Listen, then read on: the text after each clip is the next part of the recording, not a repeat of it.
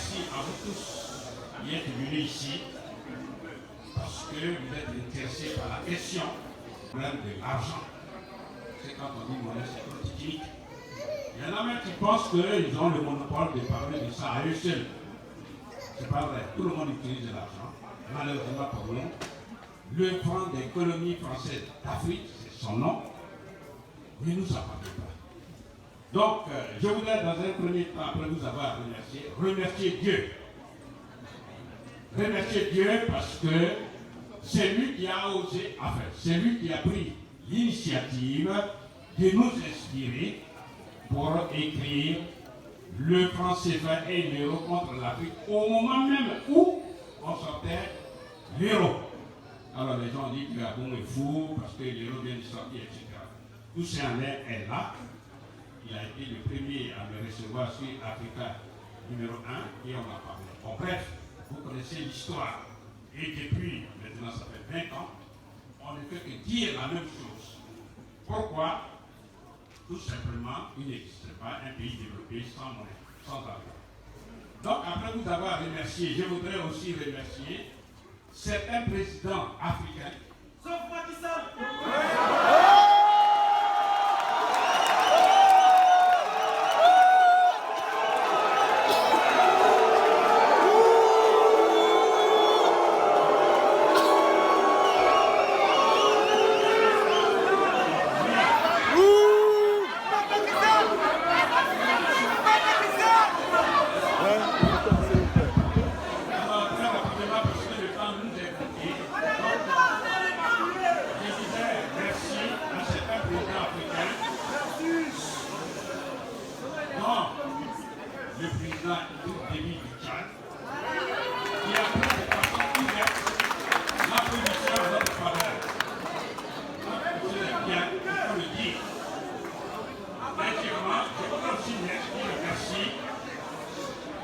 Merci à Paul Biya qui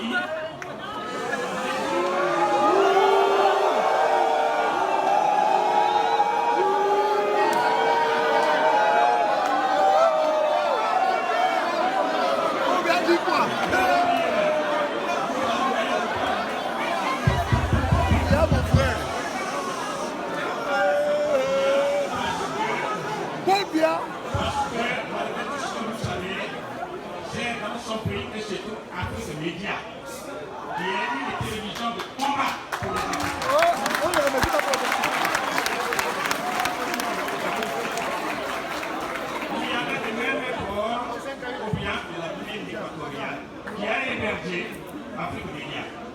Donc, il faut leur dire merci. Et merci aux autres présidents qui sont avec nous, mais qui n'osent pas le dire ouvertement.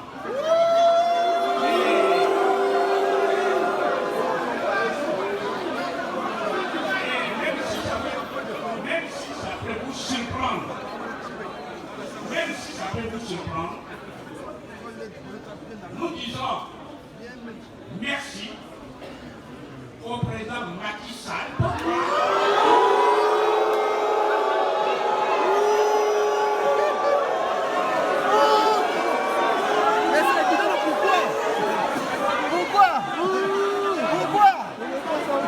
Je veux savoir.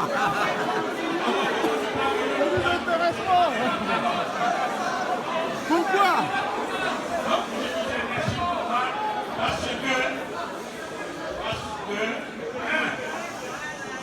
le président Macky Sall est pratiquement né 2 ans après l'indépendance portugaise. Il est né le 11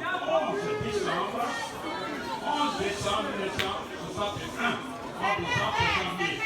Ça veut dire que les enfants, nos enfants, les enfants pour lesquels nous luttons pour l'avenir de l'Afrique, nous pouvions penser que tous nous devions être un pour pouvoir effectivement acquérir l'indépendance économique qui va affermir l'indépendance politique. Or, il arrive que vous avez les actes qui ont été posés. Donc, c'est un acte révélateur, ce qui nous permet de faire désormais attention. Deuxièmement, nous lui disons merci parce qu'en expulsant le jeune,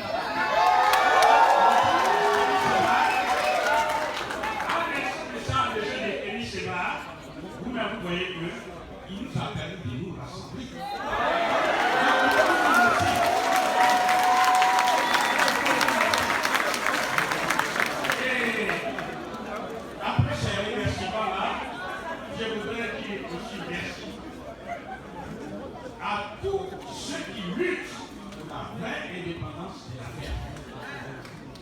surtout, merci à Émile Seba et à Émile Seba et tous les membres de son association.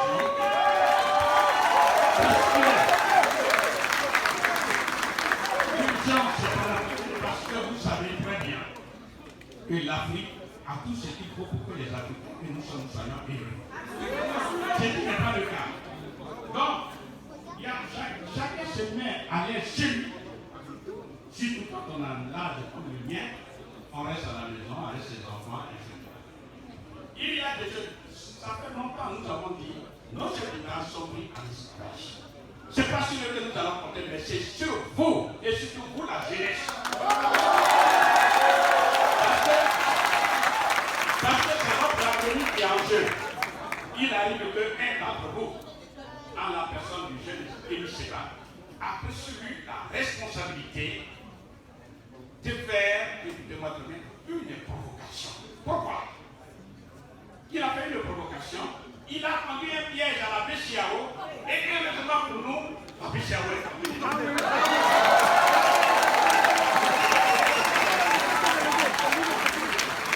Parce que, en voulant un billet de 5 000 francs, c'est pas. Émile Seba a dit. La première personne qui s'appauvrit, c'est lui-même. Et vous le savez que Serge Gainsbourg a trouvé ici un billet de 600 francs CFA. Est-ce qu'on a inquiété? La réponse est non. Donc vous voyez qu'il y a plusieurs raisons qui sont telles qu'on ne devrait même pas du tout inquiéter Émile Seba. Mais Dieu merci, eh bien la BCAO s'est étalée. Ce qui permet donc désormais à toute l'Afrique de se réunir comme un seul homme pour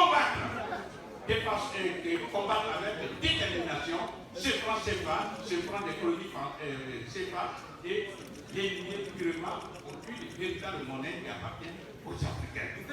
Et je voudrais dire aussi que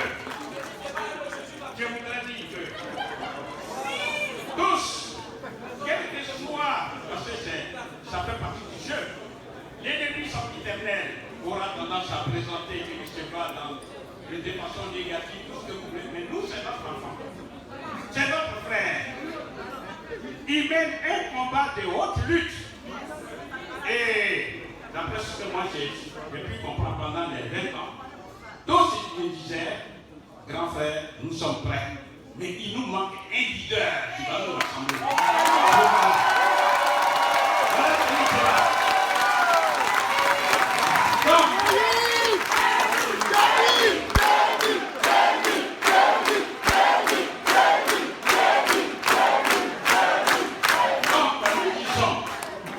nous disons qu'aujourd'hui, la voie est placée. Quels que soient nos défauts, mais nous avons non seulement des défauts, mais nous avons surtout des qualités.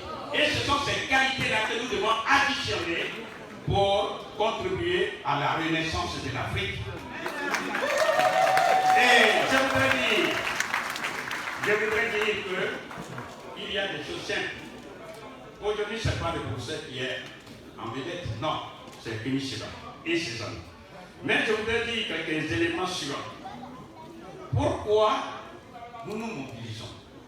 Parce que vous et moi, nous avons constaté que, la pauvreté socio-économique est galopante dans ces pays qui utilisent le franc des colonies françaises d'Afrique. Et cette pauvreté n'est pas une fatalité. Il y a des causes. Ça, c'est le premier point. Deuxième point, sur la terre, et bien sur toute la terre, il n'y a pas un seul pays développé qui n'a pas de monnaie et qui ne soit pas industrialisé. Or, le franc CFA, justement, ne permet pas d'industrialiser nos pays. Parce que le franc CFA, comme je l'ai dit, le franc des colonies françaises d'Afrique, non seulement est d'origine esclavagiste, mais surtout, c'est une monnaie qui est d'origine nazie. Or, le nazisme monétaire est condamné à l'échelle planétaire. Comment ça se fait que, après 57 ans d'indépendance politique, la force que les Africains ont aidé à combattre avec détermination le nazisme puisse encore perpétuer le nazisme monétaire. Alors que c'est une ancienne puissance esclavagiste et colonialiste. Ça voudrait dire que dans le fameux problème, à savoir les droits de l'homme, ça suppose que nous-mêmes, nous les peuples noirs, car c'est de ça il s'agit, ça veut dire que nous sommes exclus. C'est ce que ça voudrait dire. Donc il nous appartient de prendre conscience de ce problème et l'aborder avec détermination. Ensuite, nous disons qu'on ne développe pas un pays avec la mendicité financière internationale. De la même manière que vous ne pouvez pas compter sur la mendicité pour pouvoir nourrir votre famille. Ce qui est valable pour vous, c'est valable pour un pays. Nous n'avons pas de monnaie, nous n'avons pas d'argent. Et on nous rend esclaves chez nous. C'est-à-dire, l'esclavage économique est une réalité. C'est de ça il s'agit. Il faut combattre avec détermination cet esclavage économique. Or, le développement économique dont on parle passe obligatoirement par l'acquisition de la souveraineté monétaire. Ça va être ensuite, nous disons ceci. Pour mémoire, nous devons comprendre que les enfants d'Afrique que vous êtes, je dois vous rappeler sommairement que la vie elle-même est une initiation. Or, l'initiation a toujours 4 phases. Lorsque vous êtes au village, vous quittez le village, c'est la séparation, et vous êtes admis dans la forêt sacrée, c'est la deuxième phase. Dans cette forêt sacrée, vous êtes initié, vous avez la révélation. La 4e phase, c'est la phase de retour. Vous revenez au village. Mais quand vous revenez au village, vous n'êtes plus la même personne. Vous avez les yeux qui sont éclairés. Question fondamentale, en quoi ça nous concerne? Eh bien, prenons le cas. Nous nous sommes séparés de l'Afrique. Nous avons été admis dans ce pays-là. Nous y avons été initiés, c'est-à-dire nous avons eu des connaissances. Et enfin, la phase de retour pour aller féconder l'Afrique. C'est nous.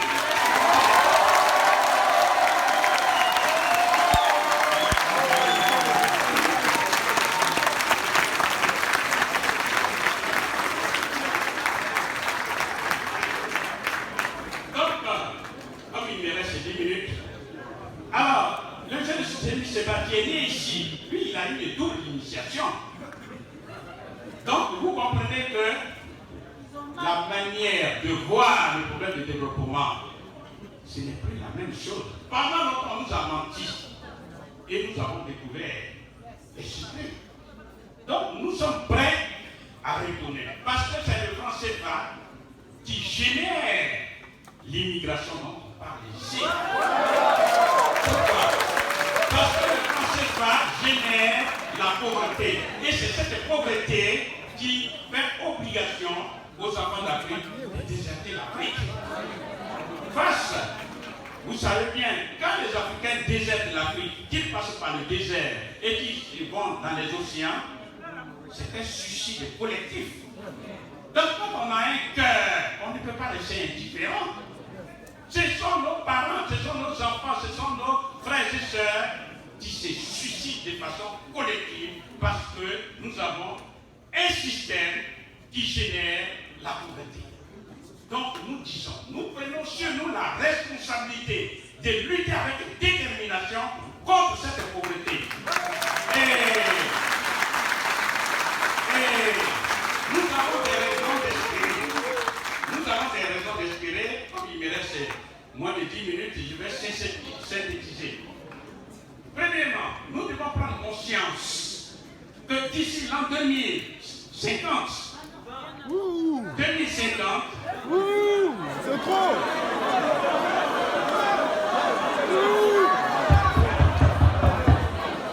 Il y a 3 facteurs que nous devons maîtriser. D'ici 2050, 2050, l'Afrique aura 2 milliards de personnes à nourrir. 2 milliards. Ça sera la partie la plus peuplée. Or, la première richesse d'un pays, c'est d'abord la population. Vous comprenez? Toute l'Europe, ça fait 500 millions. Qu'est-ce que c'est 500 millions? En 2050, l'Afrique sera la partie la plus peuplée. Il nous faut des moyens objectifs pour nourrir ces gens. Deuxièmement, deuxième facteur, le réservoir de toutes les matières premières stratégiques se trouve en Afrique. Vous comprenez? Et nous sommes là dans l'état actuel. Il y en a qui viennent, ils se servent, et les enfants et les Africains, on passe sur eux, etc. Parce que quand ils viennent avec leur argent, avec les moyens techniques, etc. Nous disons, nous mettons fin à ça. Troisième facteur qu'il faut retenir, c'est que, en plus de à l'échelle planétaire, quand vous prenez la superficie de l'Afrique, qui fait plus de 30 millions de kilomètres carrés, vous prenez la Chine, la superficie de la Chine, plus la superficie des États-Unis, plus la superficie de l'Europe, tout ça additionné, la superficie est inférieure à cette partie. Ça veut dire quoi? Ça veut dire qu'il y a de l'espace vital. Il y a de l'espace vital. Et toutes les données statistiques sont unanimes pour dire, au niveau planétaire, il y a des terres cultivables. On parle des terres arables. Mais l'Afrique seule détient à elle seule 60% de toutes les terres cultivables. Pourquoi donc nous désertons l'Afrique pour venir nous faire des ridicules dans ce pays? C'est parce que c'est bien une chose, c'est l'argent qui nous manque. C'est l'argent et rien que l'argent. Et cet argent-là, aujourd'hui nous sommes dimanche. Vous devenez indépendant. Lundi, vous sortez immédiatement votre monnaie. Parce que quand vous achetez une nouvelle voiture, la première dépense à faire pour faire circuler, pour faire marcher la voiture, c'est de mettre le carburant. Si c'est une voiture électrique, vous y mettez l'électricité, sinon la voiture ne bouge pas. C'est comme ça le pays. Dès que vous devenez indépendant aujourd'hui, eh bien le lendemain, vous sortez la monnaie. Conditions indépendantes pour faire travailler les femmes et les hommes qui sont dans le pays. Et c'est leur création, c'est leur production des biens et services qui élimine la pauvreté. Or, depuis 1945 jusqu'à ce jour, nous n'avons pas d'argent, nous n'avons pas de monnaie. Nous sommes dans l'esclavage monétaire qui elle-même et qui lui-même engendre l'esclavage économique. C'est pourquoi il faut prendre conscience de ça. Depuis plus de 18 ans qu'on est dessus. Donc, nous disons, aujourd'hui, grâce à notre mobilisation, nous sommes capables de liquider le franc CFA d'une part et d'autre part, mettre en lieu place une monnaie qui nous appartient. Et ça, je vais vous le dire à une minute, vous le permettez, sortir de la zone franc CFA, ça se fait, écoutez-moi très bien, en 8 secondes, je dis bien 8 secondes, individuellement, et 2 minutes collectivement. Je m'explique. Lorsque on signe, lorsque vous pouvez prendre l'expérience, vous pouvez faire l'expérience, vous signez, si vous avez eu une signature trop longue, en 8 secondes, vous avez fini de signer. Ce qui veut dire quoi? Lorsque les pays de la zone franc, les pays africains de la zone franc rentrent dans la zone franc, les présidents ou leurs représentants avaient signé des textes qui sont déjà écrits. Et dans ces textes, il est dit ceci: celui qui ne trouve pas, qui ne se sent pas à l'aise dans la zone franc CFA, il peut dénoncer de façon unilatérale ces accords et puis se retirer. Donc, nous pouvons le faire. Donc, comme ils sont 15 fois 8, ça fait 120 secondes. Comme une minute égale 60 secondes, en 2 minutes, tous.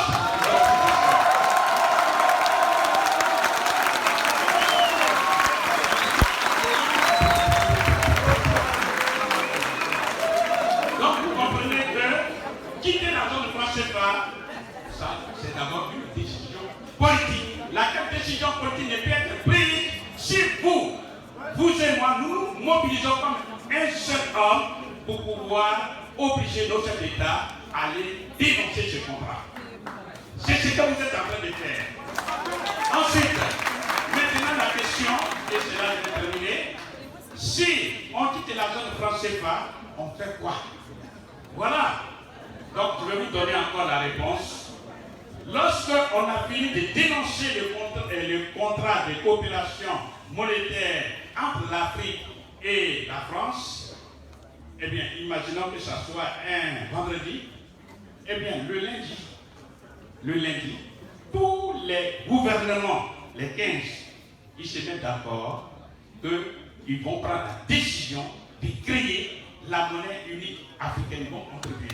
Et ça fait, vous suivez, ça se fait en 3 jours. La monnaie va se créer en 3 jours, je vais expliquer. Lundi, chaque gouvernement se réunit et dit, on prend la décision de battre la monnaie unique africaine. Ça, c'est lundi. Cette décision, elle est inscrite dans un document qu'on appelle un projet de loi. Ce même lundi, si la réunion a pu faire au plus tard à midi, ce même lundi, on dépose ce projet de loi au bureau de l'Assemblée nationale. Parce que dans tous les pays du monde, la monnaie appartient toujours et toujours au peuple. Comme nous sommes dans un pays où le taux d'analphabétisme est élevé, nous n'allons pas passer par la voie référendaire, mais nous allons passer par la voie parlementaire.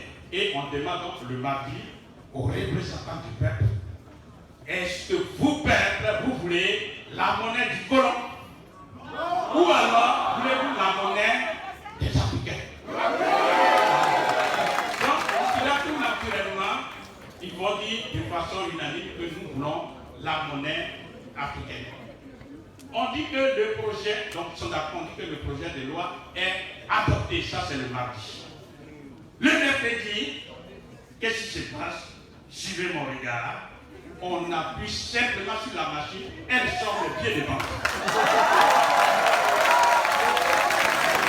Vous comprenez? Et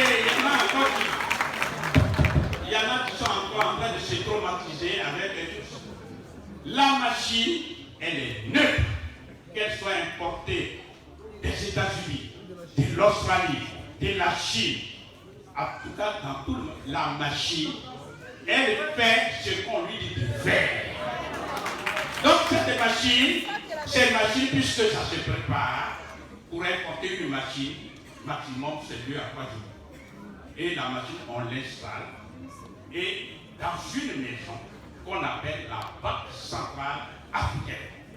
C'est là, et cette Banque centrale africaine, c'est elle qui va coiffer toutes les banques centrales nationales, lesquelles banques centrales nationales vont coiffer toutes les banques commerciales où vous et moi, le citoyen là, nous avons nos comptes. Et parce que ces banques commerciales et tous les circuits financiers seront pour les Africains, nous allons présenter nos projets socio-économiques et ils seront financés. À partir du moment où nous avons notre propre argent, nous pouvons financer des projets, faire la production des biens et services. Exemple, vous êtes ici. Vous avez eu comme expérience, par exemple, la sécurité. Vous rentrez au pays, vous avez votre projet, eh bien, vous le présentez et on le finance, vous êtes libre. Et ceci, c'est valable pour tout le monde. Et voilà, et c'est là que j'ai terminé. Vous avez vu des pays, parce qu'il y en a, ils se font peur, ils se font une autoflagellation. Et je les comprends parce qu'ils sont dans un état de sous-information aggravé. Prenons le cas du Maroc. Parce que quand les gens ne veulent rien faire, ils s'en prennent de faux exemples. Prenons le cas du Maroc. Le Maroc était dans la zone française avec nous. Et au nom de la souveraineté, le Maroc a quitté et tous les pays du Maghreb. Mais qui achète aujourd'hui par des fonds entiers toutes les économies subsahariennes? C'est bien le Maroc. Vous comprenez? Donc il ne s'agit pas de refaire les mêmes conférences, mais je voudrais vous dire, seul votre état de conscience, seul votre éveil de conscience peut nous permettre de sortir de l'ornière économique et retourner tête haute au pays qui a besoin de nous. Je vous remercie.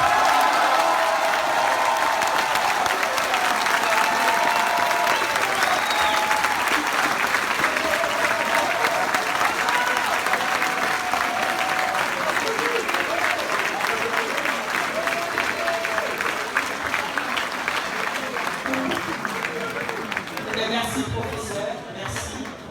J'aime tellement les exposés du professeur parce qu'il nous simplifie la vie alors qu'il nous parle d'économie. Et nous savons tous que l'économie, c'est pas aussi évident que ça. En tout cas, merci. Maintenant, nous allons poursuivre donc, notre conférence, notre programme. Le professeur a parlé d'éveil de conscience, de prise de conscience. Je pense qu'il y a quelqu'un parmi nous de l'ONG qui avait déjà cet éveil et cette prise, qui a suivi le frère Kémy dès ses débuts, qui a combattu auprès de lui et qui est toujours auprès de lui. Quand on parle de bras droit, c'est-à-dire c'est quelqu'un sur lequel on peut dormir tranquille. On sait que tout le monde va vous lâcher sauf lui. Tout le monde, sauf lui. Donc on a pleinement confiance en cette personne. Et du peu que je fréquente cette personne, je sais que cette personne ne dort pas. Souvent je lui dis dors un peu. Donc un peu, il m'a dit si je ne fais pas ça, le frère va me tuer. Et ça, il le sait. Et c'est pour ça que je vous présente maintenant le secrétaire général de l'organisation. Il va vous parler aussi de son combat et de parler de son expérience auprès du frère.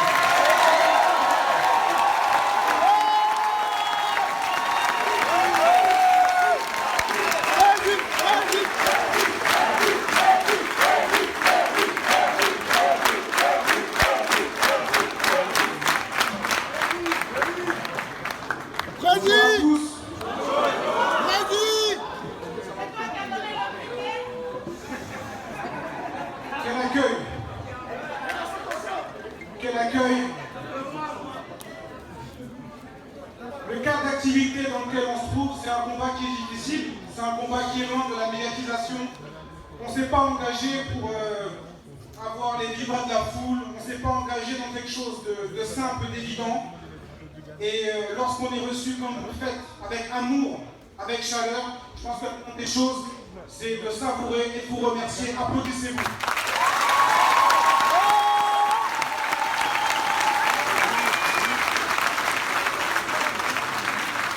Je vais, avant de commencer le propos, à remercier le professeur Abou qui a travaillé sur la question du franc CFA depuis un peu plus d'une vingtaine d'années. Applaudissez-le s'il vous plaît.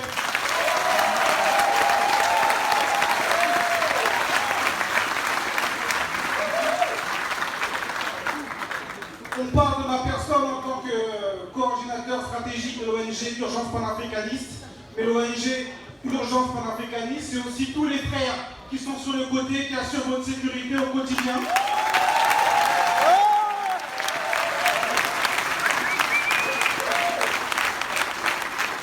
Ce sont des éléments indispensables à la bonne marche des choses. Quand le frère Kémy Séba qui est exposé a des problèmes et que moi je me rends sur place pour essayer d'assurer la continuité du travail et de son discours, il faut des gens un peu partout qui puissent relayer le message et faire en sorte que tout coulisse de manière normale sans qu'il puisse y avoir un grain dans la machine. Donc ils sont des éléments très importants du combat.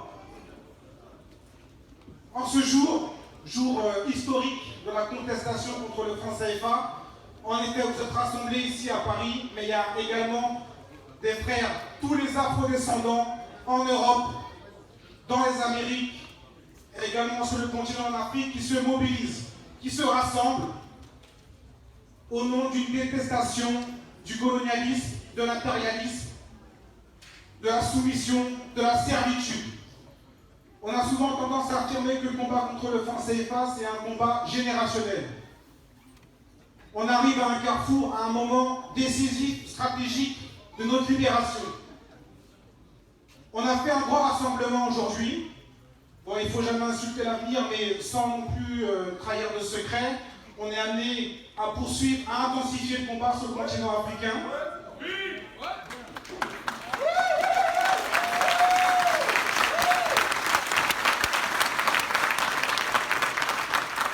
Considérez ce rassemblement, ce meeting, comme une sorte de rassemblement rituel, comme un rassemblement qui consiste à chacun des personnes qui sont dans cette salle de prendre de la force, de prendre de l'énergie, de prendre conscience de ce qui est en train de se dérouler. Et une fois qu'on sera parti, chacun ici, ceux qui resteront en Europe, ceux qui resteront en France, les membres de la diaspora auront un rôle décisif dans la lutte et dans la réussite de ce combat.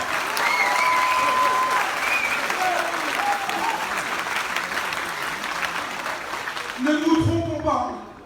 On ira sur le continent, on ira faire en sorte que les choses s'accélèrent, s'intensifient. Mais comme a souvent tendance à le dire Kenny, il y a une répartition des rôles. Il y a des possibilités que vous avez ici que les frères ou sœurs sur le continent n'ont pas. On va mettre en place l'ONG, on va la solidifier, on va l'institutionnaliser. On aura besoin de vous. On a déjà besoin de vous. Vous nous avez déjà montré au moment de l'arrestation de Kémy Séba que vous avez été capable de jouer votre rôle, de nous soutenir physiquement, financièrement. Et on compte énormément sur vous dans les prochaines semaines qui vont venir. Je pense qu'il faut aussi le rappeler.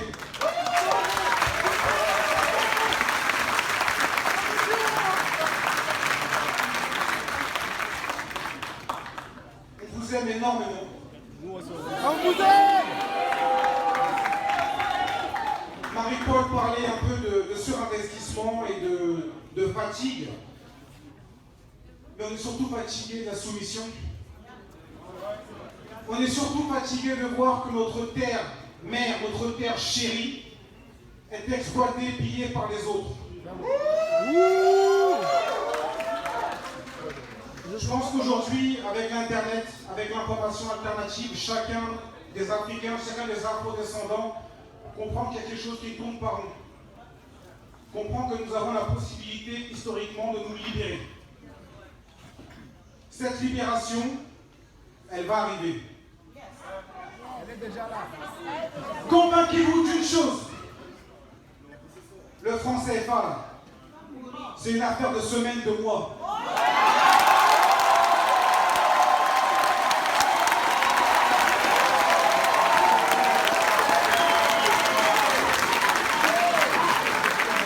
Quand on se met à parler comme ça, on nous parle d'arrogance, d'insolence. On est une génération insolente. Ah oui! Ou pas?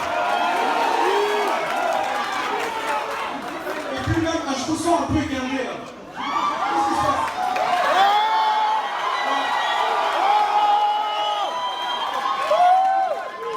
On a trop entendu. On a trop souffert.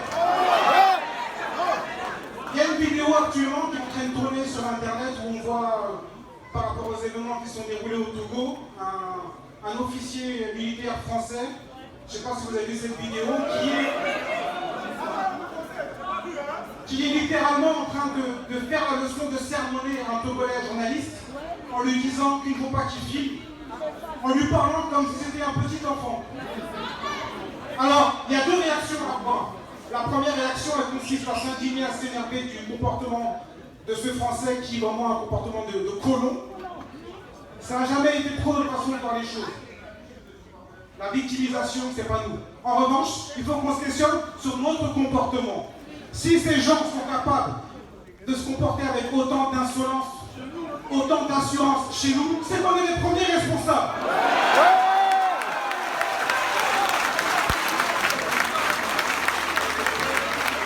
Alors, on n'a pas forcément des grands moyens, nous on n'a pas d'armes, on n'a pas de satellite, on n'a pas de char, mais on a une énergie, les frères.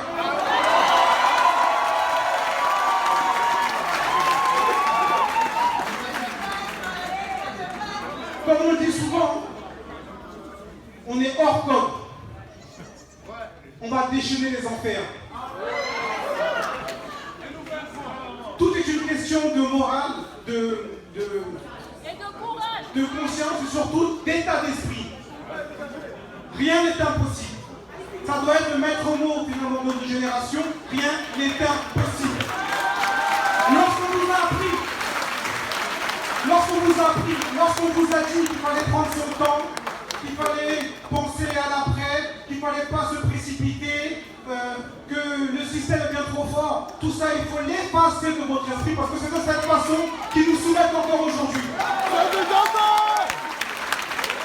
Notre propos, il est simple. Alors, il y a beaucoup de travail, il y a beaucoup d'analyse, beaucoup de réflexion, mais c'est surtout la foi en nous-mêmes. La libération est une question d'état d'esprit. Rien ne va nous arrêter. Aucune loi liberticide. Je suis prêt à mourir pour mes enfants.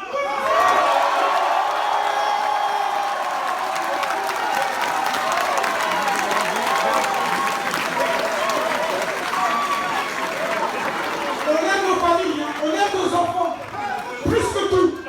Mais au-delà de ça, il y a l'intérêt collectif, il y a l'intérêt d'un continent africain. Et on va faire le taf. On vous en fait la promesse.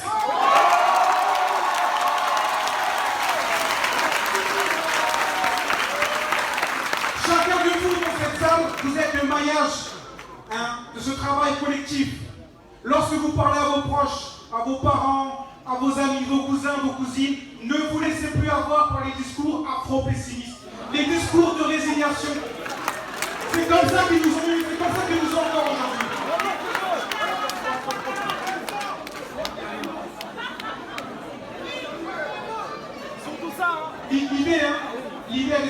L'idée est simple. Ah voilà, j'entends Bois Caïmon. On va y venir. Le frère Kémisséra aura l'occasion de détailler là-dessus, mais on est dedans. On se galvanise ensemble, on se donne de la force, et puis on sort à l'extérieur et on met un petit bordel. C'est aussi simple. Tout le monde vous regarde, tout le monde vous observe, les images vont tourner, les images du Sénégal vont tourner, les images du Burkina vont tourner, les images de toutes les contestations vont tourner, et ça crée une dynamique.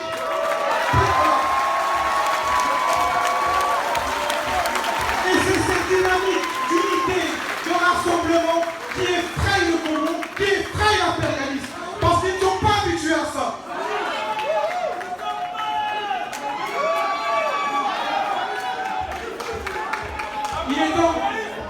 Il est temps aujourd'hui, de manière intelligente, mais aussi ferme, que le rapport de force s'inverse et que la peur change de camp.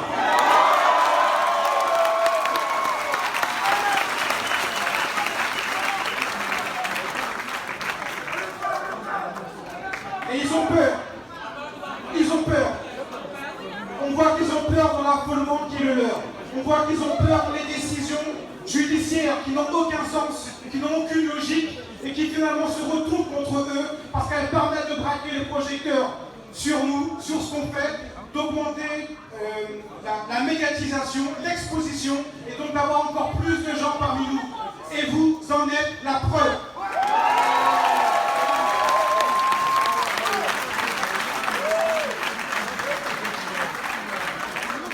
Je sais pas long, mais il y a un point également sur lequel il faut qu'on insiste, c'est la réaction de l'ennemi.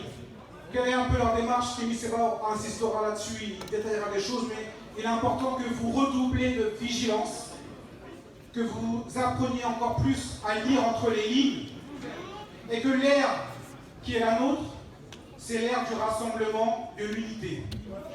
Alors forcément pas avec n'importe qui, pas avec les ennemis, mais on a eu différentes écoles, différentes sensibilités, il y a eu différents acteurs, des gens qui se revendiquent, c'est un peu bizarre, mais d'intellectuels, qui nous ont toujours vu un peu de façon péjorative, on va dire. Ils nous ont toujours un peu rabaissés. Ça a créé des tensions parce qu'ils étaient interviewés, exposés par le camp d'en face, qui mettait de l'huile sur le feu pour éviter qu'il y ait une sorte d'union. Le message qu'on va lancer, c'est que cette ère, elle est révolue, c'est terminé.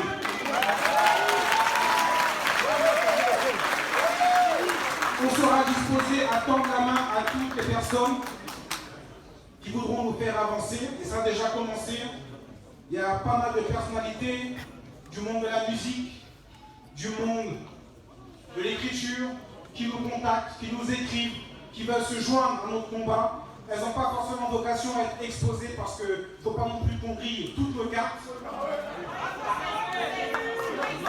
Pas tous.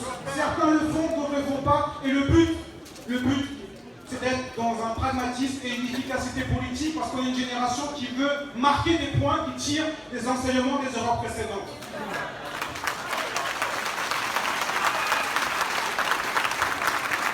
Donc attendez-vous dans les prochaines semaines c'est déjà observable, mais à constater une espèce de raz-de-marée. Plus rien ne sera comme avant. Et merci à vous. Merci surtout à vous.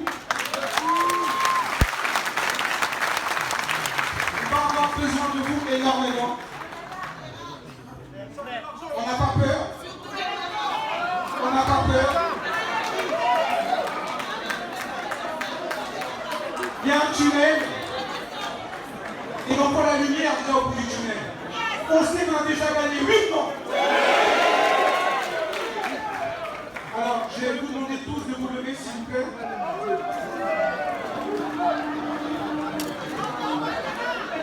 Et qu'on se dise vraiment tous ensemble que c'est le combat de notre génération. Il y a quelque chose historiquement qui est en train de se dérouler. Vous êtes des acteurs présentement, actuellement, du mouvement de libération du continent africain qui a été entamé depuis les premières révoltes anti-esclavagistes. Il y a eu après l'époque coloniale, il y a eu les gens qui ont lutté contre le néocolonialisme. Mais là, on a une espèce de force, on a une espèce d'énergie, on a une espèce de bouclier supérieur divin qui nous porte. Et je vous demande vraiment, pendant quelques secondes à titre symbolique, de penser à tous les martyrs de la cause, tous ceux qui se sont sacrifiés, les célébrités comme les anonymes, en pensant fort à eux dans votre tête. Ils sont là, ils nous observent, ils nous bénissent. Et le fait de savoir qu'actuellement, dans différents coins du continent africain, en Europe, dans les Amériques, on pense à eux, ça leur fait énormément chaud au cœur. Donc, chacun dans sa tête, pendant un moment, s'il vous plaît, je vous demande de vous recueillir.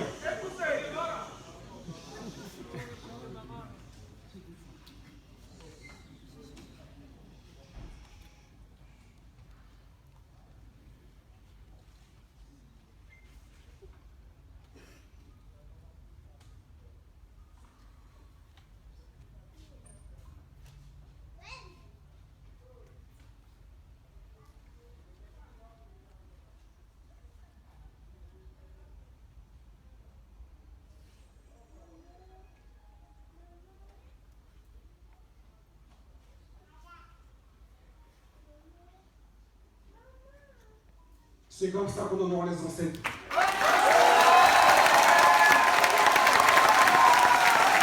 C'est comme ça qu'on se galvanise pour le combat. C'est comme ça qu'on se libère. C'est comme ça qu'on commence chaque réunion de contestation depuis l'époque de l'esclavage. On refait l'histoire. Leur sacrifice n'a pas été vain.